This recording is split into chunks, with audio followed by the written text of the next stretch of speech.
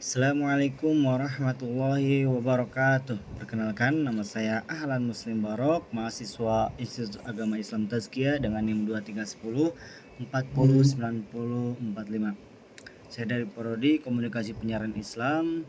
Saya ingin membuat video yaitu untuk tugas UAS pengantar ekonominya. Yang sebelumnya saya sudah menyampaikan tentang isu ketimpangan ekonomi mengenai makroekonomi. Nah, untuk selanjutnya sekarang isu ketimpangan ekonomi mengenai mikroekonomi ya. Langsung saja kepada pembahasannya. Ya, ketimpangan ekonomi adalah salah satu isu utama yang mempengaruhi perekonomian mikro ya di banyak negara termasuk Indonesia dalam periode 2020 sampai 2024. Beberapa faktor yang menyebabkan ketimpangan ekonomi dan dampaknya terhadap ekonomi mikro di periode tersebut dapat dilihat melalui beberapa aspek ya. Faktor penyebab ketimpangan ekonomi nih. Yang pertama, pandemi COVID-19. Pandemi membawa dampak besar pada ekonomi global dan domestik. Sektor-sektor tertentu seperti pariwisata, transportasi, dan retail mengalami penurunan tajam. Sedangkan sektor teknologi dan kesehatan justru mengalami pertumbuhan. Nah, ketimpangan terjadi karena tidak semua pelaku usaha mampu beradaptasi dengan perubahan ini. Yang kedua, digitalisasi dan otomatisasi. Ya.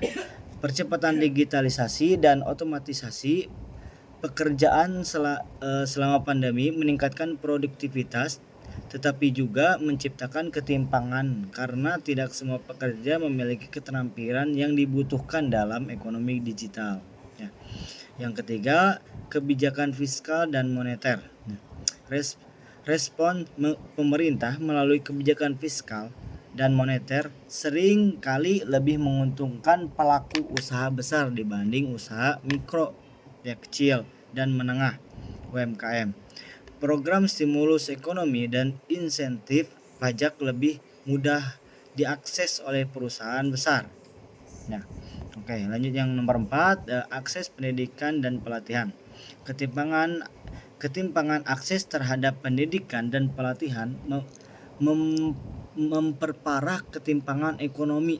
Pendidikan yang berkualitas seringkali hanya dapat diakses oleh mereka yang sudah berada di kelas menengah ke atas ya. Selanjutnya dampak terhadap ekonomi mikro atau mikroekonomi ya. Yang pertama, peningkatan pengangguran ya dan kemiskinan. Ketimpangan ekonomi meningkatkan angka pengangguran dan kemiskinan. UMKM yang tidak mampu bersaing untuk beradaptasi dengan perubahan ekonomi terpaksa mengurangi tenaga kerja atau bahkan menutup usaha. Yang kedua, akses terbatas ke modal dan kredit ya. UMKM seringkali menghadapi kesulitan dalam mengakses modal dan kredit yang semakin diperparah oleh ketimpangan ekonomi. Ini membatasi kemampuan mereka untuk berkembang dan berinovasi. Ya. Yang ketiga, konsentrasi kekayaan dan konsumsi. Ya. Ketimpangan ekonomi menyebabkan konsentrasi kekayaan pada segelintir individu atau kelompok yang kemudian mempengaruhi pola konsumsi. Konsumsi cenderung menjadi lebih tersentralisasi pada barang dan jasa mewah ya, mengabaikan kebutuhan dasar yang lebih luas. Yang keempat, kesenjangan kesehatan dan pendidikan ya. Ketimpangan ekonomi berkontribusi pada kesenjangan dalam akses terhadap layanan kesehatan dan pendidikan. Ini menciptakan siklus ketidaksetaraan yang sulit diputus. Yang nomor kelima, inovasi dan produktivitas. Ya, ketimpangan ekonomi bisa menghambat inovasi dan produktivitas. Ya, UMKM yang kekurangan sumber daya sulit melakukan inovasi dan meningkatkan produktivitas yang penting untuk pertumbuhan ekonomi jangka panjang ya. Dan solusinya Solusi dan kebijakan yang dapat diterapkan ya. Yang pertama, peningkatan akses ke pendidikan ya, dan pelatihan. Pemerintah perlu meningkatkan akses ke pendidikan dan pelatihan berkualitas terutama dalam bidang teknologi dan keterampilan digital. Yang kedua, reformasi kebijakan pajak dan stimulus ekonomi. Ya, kebijakan pajak dan stimulus ekonomi perlu lebih inklusif dan menyasar UMKM. Misalnya melalui subsidi atau akses kredit yang lebih mudah dan murah.